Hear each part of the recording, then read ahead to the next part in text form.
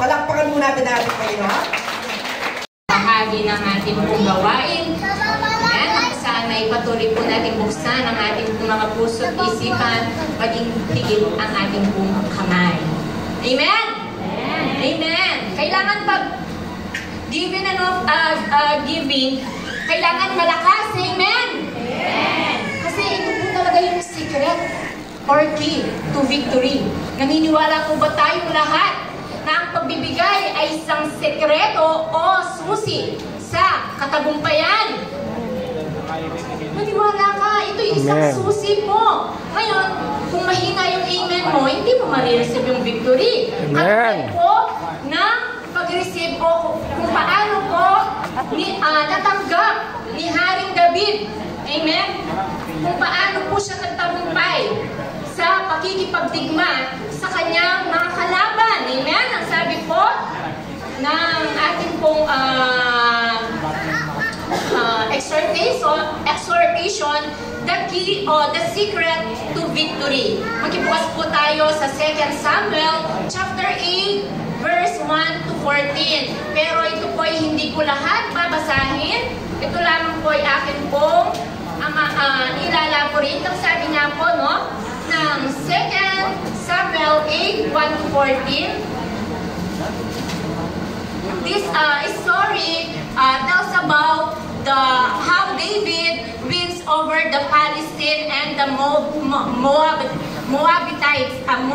Moabites. Ito po ay kwento kung paano po nilupig o nakipagdigma si Haring David sa aklat po ng 2 Samuel chapter 8 verse 1 to 14. Ayon po sa kwento ng pagkikipagdigma ni Haring David, nilupig po ni Haring David ang mga Palisteo, Moabita, at tinalo din po niya si Hadadezer. Ito po ay anak ng Haring Rehob sa lugar ng Soba.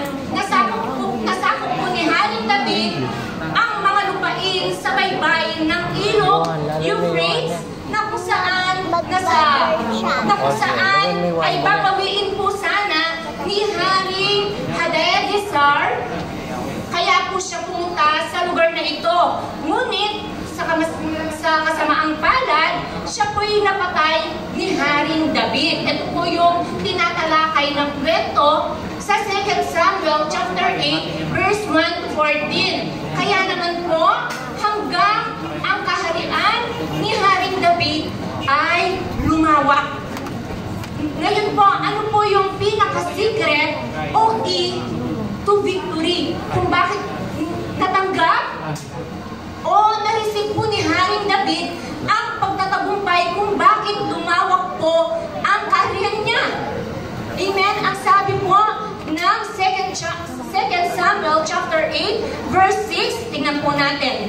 Nasakop din niya ang lugar na ito, kaya nagtayo siya ng mga himpilan sa Aram, malapit sa Damasco.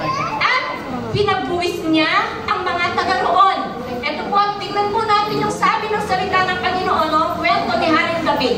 Sa tulong ni Yahweh, si David ay nagtagumpay saan man siya pumunta. Tignan po yun natin yung 14. Basahin po natin yung 14 sa 2 Samuel chapter 8 verse 14. At bago siya bumalik, nagtayo muna siya ng mga himpilan sa buong ilog at naging alipin niya ang lahat ng mamamayan doon. Pinagtagumpay ni Yahweh si David saan man siya magpunta. Amen? Ngayon, ang question is, bakit po pinagtagumpay ni Yahweh si Haring David? Ano po yung character na makikita po natin sa kwentong ito kay David? Bakit po niya pinagtagumpayan sa kabila ng lahat ng bawat mga kalaban na kanya pong sa kanya pong pakikipagdigma? Bakit po pinagtagumpay ng Panginoon? Amen? Tingnan po natin yung verse 10 to 11. Ang sabi po niya, sinugo niya ang hukbo sinugo niya ang kanyang anak na si Joram upang batiin si David sapagkat si Hadadezer ay matagal ng kaaway nito'y. Dinahan siya ni Joram ng mga sisidlang pilak, ginto at tanso. Ito po yung verse na ating pong pagbulay-bulayan, no? Inilaan ni David ang mga ito para sa pagsamba kay Yahweh kasama ng ginto at pilak at mga sinamsam niya sa mga bansang kanyang nilupig. Tingnan niyo po yung karakter ni David kung bakit po pinagtagumpay ng Panginoon ang pakikipagdigma ni David. Dahil sa paglaan, inilaan ni David ang mga nasamsam niyang mga ginto at pilak, maging ang mga regalo sa kanya ni Joram ng mga sisidlang pilak at ginto at tanso. Sa makatuwid, he dedicated them to the Lord. Inilaan niya. Amen? Ibinigay niya. Ito po yung character ni David na lagi po niyang sinisik ang Panginoon, na sa bawat mga pagkikipagdigma niya, laging iniisip at inuuna ang Panginoon kung paano magbalik ng papuri at kung paano niya kinikilala ang pinanggagalingan ng kanyang tagumpay. At sa bawat mga pagpapalang material na kanyang nare-receive, lagi niya po itong inilalaan para sa Panginoon. Amen? Nawa, ang karakter ni David ay maging karakter ng bawat mga mananampalataya. Na huwag po tayong manghihinayang pagdating po sa gawain ng Panginoon.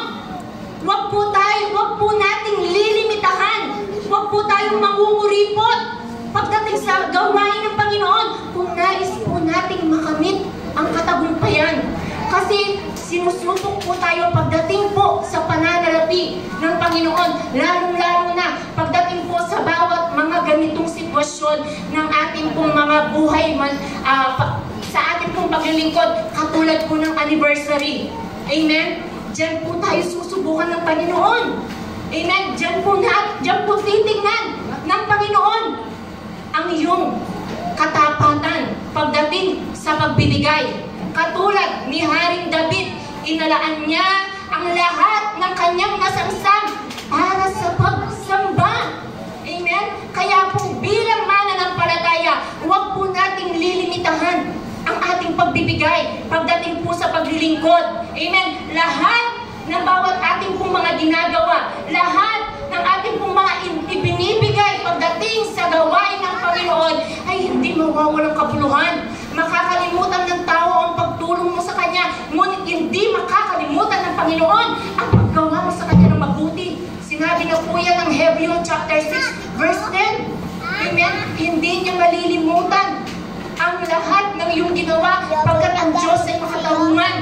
Amen? Kaya huwag po tayong padadaya. Pagdating sa gawain ng Panginoon, ibigay mo ang iyong the best. Kailangan, sabi nga na dati ni Sister Maribik, may hapdi, may pitik. Kailangan parang nawalan ka, may sakit pagdating sa pagbibigay. Amen? Hindi yung pwede nini. Kailangan yung the best. Lalo-lalo na sa pagkakataon na ganito yung sitwasyon. Ito po ang pagkakataon para po tayo ay magtanim sa gawain ng Panginoon. Sa ganitong gawain, sa ganitong sitwasyon na malaki ang pangangailangan ng church, dito po tatakalin ng Panginoon ang bawat ating mga ibinibigay. Madali lang magbigay. Magbibigay tayo, mabigay ka ng 20, pwede na yan. Pero sa mga ganitong sitwasyon, dito po tayo titignan ng Panginoon kung ang iyong katapatan at ang iyong pagsasakripisyo ay maibibigay mo para sa Panginoon. At tayo pong lahat ay patuloy na magbigay. Sa Diyos po. Dito, yung kasaysayan niya, pag ito'y nagbibigay sa Diyos, ito po ay hindi basta. At higit sa lahat, kasama ang kanyang puso. Pag ito'y nagbibigay, dapat nagbigay ka kung iniisip mo naman, wala itong kabuluhan. Kaya kailangan, pag tayo po'y nagbibigay sa Diyos, yung tayo po ay taos sa ating puso ang pagbibigay. Gaya ng sinabi ng verse 6, Nang magkagayon, naglagay si David ng isang pulutong sa Syria, sa Damasco, at ang mga taga-Syria ay nangagiging mga alipin ni David at nagsipagdala ng mga kaloob at pinagtagumpay ng Panginoon si David saan man siya pumaroon. Ang sabi niya rito, nagdala siya ng kaloob habang sila'y nakikipagbago upang malayang mapasok ang mga salita ng Diyos at maitanim sa matabang lupa ang bawat ating mga napapakinggan sa umagang ito. Kaya sa oras na ito, patuloy po natin pag-aaralan. Ang sabi nga sa ating title, Disconnect to Reconnect. Amen. Pag sinabing disconnect, kumbaga sa wifi, kapag may disconnect ka, alam yung signal, di ba? Kapag na-disconnect na yung cellphone mo dun sa wifi, mawawalang signal yan. Kumbaga, hindi mo na siya magagamit. Kaya, today, ipasok natin ito sa Christian life natin, o sa spiritual natin. Sa ating mga Kristiyano, sometimes, why are we disconnect? Bakit tayo na minsan nadidisconnect sa Panginoon? Bakit na minsan unti-unti tayong nawawalan ng signal? Amen? Dahil tayo minsan paunti-unti tayong nakakalagan yung spiritual life natin sa Panginoon. Kasi kumbaga sa wifi, si Lord yung wifi natin. Tayo yung ating mga cellphone. Sa Kanya tayo nagko-connect. Pero bakit minsan nadidisconnect tayo sa Panginoon? Bakit minsan naglalag tayo sa Panginoon? Bakit po? Sometimes, nararanasan po natin na naglalag tayo, nagahang tayo just because we are neglecting our duties sa Panginoon. Naliliglag na natin yung pinaka-main duty natin sa Panginoon. That's why sometimes, we are starting to disconnect sa main source natin. Sa pinaka-main source natin ay yun ang ating Panginoon. Kaya nakakalimutan na natin yung mga priorities natin. Nakakalimutan natin yung mga duties natin dito sa church. Nakakalimutan natin yung dapat natin gawin bilang isang mga Kristiyano at mananampalataya sa Panginoon. Nakakalimutan na natin na kung paano mabuhay ang Kristiyano. Amen? Sometimes we neglect it. That's why, minsan, unti-unti tayo nadidisconnect sa pinaka-main source natin. And sometimes, kapag nadidisconnect ka, you are starting to lose your spiritual life. Yung ating nanlulupay-pay tayo because kulang na tayo sa Panginoon. Nagkukulang na tayo sa Panginoon, kaya minsan hindi mo na maramdaman ng Diyos. Na minsan hindi na natin maramdaman ng presensya ng Panginoon. Nagkahanda na lang tayo pero hindi na tayo kinakatagpo ng Panginoon. Nagpe-pray tayo pero hindi na tayo kinakatagpo ng Panginoon just because nagkukulang na po tayo sa Panginoon. We are neglecting our duties. Kaya na minsan, nakakaranas tayo ng mga bagay ito. Kaya sabi nga, one of the reason of disconnect is we let our emotion control us. Nilet natin, nahayaan natin yung emotions natin na siyang sumakal sa atin, na siyang mag-control sa atin. Kaya na minsan, yung gusto na lang natin na susunod. Yung sarili na lang natin sa susunod. Hindi na nasusunod yung mga salita ng Panginoon. Hindi na nasusunod yung mga gusto ng Panginoon kasi we let our emotion, we let ourselves to control us. That's why nadidisconnect tayo na unti-unti sa Panginoon kasi hindi ka na nakakasunod sa sinasabi ng Panginoon sa gusto niya sa buhay natin. Amen? Kasi hindi na natin nagagampanan. Sinusundan na lang natin kung anong gusto natin. Biro nakatapong biro. Pero tamburin ng Lord, we are neglecting it. Nakakalimutan na natin, ito pala yung gusto ni Lord sa buhay ko. Kaya sabi nga, one of the reasons pa is, kapag nag-disconnect tayo sa Panginoon, alam po ba kapag alam po natin yung sarili natin, kapag nag-disconnect tayo sa Panginoon, we are okay. Kahit wala ang Panginoon. Kahit malate ka sa kahit malate ka sa church, service, kahit hindi ka na makadalo minsan, kahit hindi ka na makabigay, you're okay with that. Because you are already disconnected sa Panginoon. Okay na tayo, kahit okay na tayo, wala sa atin, we are not feeling guilty anymore. Kapag hindi na natin nagagampanan yung gusto ng Panginoon kasi it means we are disconnected na sa relationship natin sa Panginoon. Sabi nga po dito, we are used to it. Hindi na natin nagagawang mag-pray, mag-read, mag-praise, and more than engaged. We are more than engaged in this world.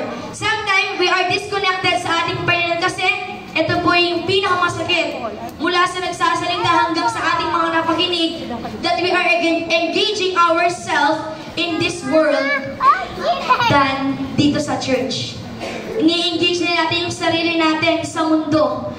Mas ini-engage natin yung sarili natin sa sanlibutan kaysa sa church. Kaya minsan, we are losing and we are start to disconnecting sa pinaka-main source natin, yun ang ating Panginoon. Kaya sa bawat buhay natin, mga kapatid, napakadali nating sumuko sometimes. Madali na tayong sumuko, madali na tayong bumigay, madali ka nang mag-judge. Anong nakita mo sa church, i-judge mo na agad. Madali ka nang masaktan, madali ka nang matisod. Just because you are already disconnected kay Lord. Kapag na-feel mo na yung mga bagay na ito, kapag na-feel natin to, ang dali mo nang sumuko, ang dali mo nang bumigay, ang dali ka nang akain ng dyablo, ang dali na tayong sumama agad sa salibutan at pagpalit ng ating Panginoon. This means we are already disconnected sa ating Panginoon. But God, merong binibigay at bibigay ng Diyos sa oras ito, napakagandang binibigay ng chance ng Lord sa oras ito. From disconnect, today, mag-start na tayo mag-reconnect sa Panginoon. I-start na natin i-connect muli ang connection natin muli sa Panginoon. Ang lahat na nawala natin, ang lahat na dinisconnect natin, na tinilis nating wire sa Panginoon noong ginagawa natin, today, God gave us a chance upang mag-reconnect muli sa Kanya. Upang makapag-reconcile ulit sa ating Panginoon. Kaya sabi nga po dito, sa punak po din tayong isip natin ngayon. Kailangan din mawala si Kristo sa ating mga puso. Sapagkat ang dyablo ay madali po siyang gumawa sa buhay po natin. Lalo na ngayon, dumarating ang ating anniversary. Tandaan ninyo, gagawa at gagawa siya upang tayo ay kanyang ibagsak. Amen? Ayaw niyang matuloy ang anniversary, kaya siya ay gagawa ng paraan. Alam niya, yung time na yun ay iiwanan natin ang gawa ng sanlibutan. Amen? At higit sa lahat, bibigyan ka ng calculator ng iyong isip, yung utak, sa nakukuha. Ang laki naman ang ibibigay ko. Amen po ba? Alam po ba ninyo yung dala ng ating kapatid ni Pastor Irene? Kung titingnan natin na si Haring David at si Aurana siya magbibigay siya ng handog sa ating Panginoon. Ayaw niya yung maliit. Ang gusto niya malaki kasi pagtatayo ng church.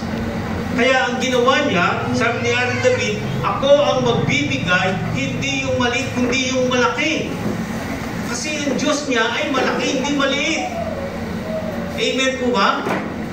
Bagamat nakikita natin si Haring David, ay siya ay bumuho ng dugo yung kanyang kamay, pero hindi siya sumuko sapagkat alam niya, lahat ng gagawin niya ay sinasubmit niya sa ating Panginoon. Isa lamang ay hindi na nasa ibayang dagat, tingatan mo po sila at pagpalain ng bawat isa. Si Brother Jay, alam ang kanyang nararamdaman, Panginoon. Lord, itravel mo ang panalangin na ito. Lord, ipunin mo kung ano man yan, Panginoon. Kung tumataas man ang kanyang bibi, Panginoon, walang imposible sa iyo. Ilakad mo ng normal sa kanyang puso, Panginoon. Kaya mong banal, naniniwala ko, Panginoon, ang lahat ng aming idinalangin, wala kay Brother Joel, kay Brother Sally, lahat po, si Sister Karen, lahat po sila, Panginoon, na nasa iba yung dagat, ang mga relatives ng iyong mga anak, Sister Kathleen, Panginoon. Lord, ikaw po mag-ingat at magpala sa kanila, Panginoon. Kaya ba naniniwala po ako, Panginoon, ang aming dalangin ito'y nakarating sa iyo kung lulukukan ng trono mo. Kami naman pong naririto, maraming salamat, Panginoon. Na patuloy, O Diyos,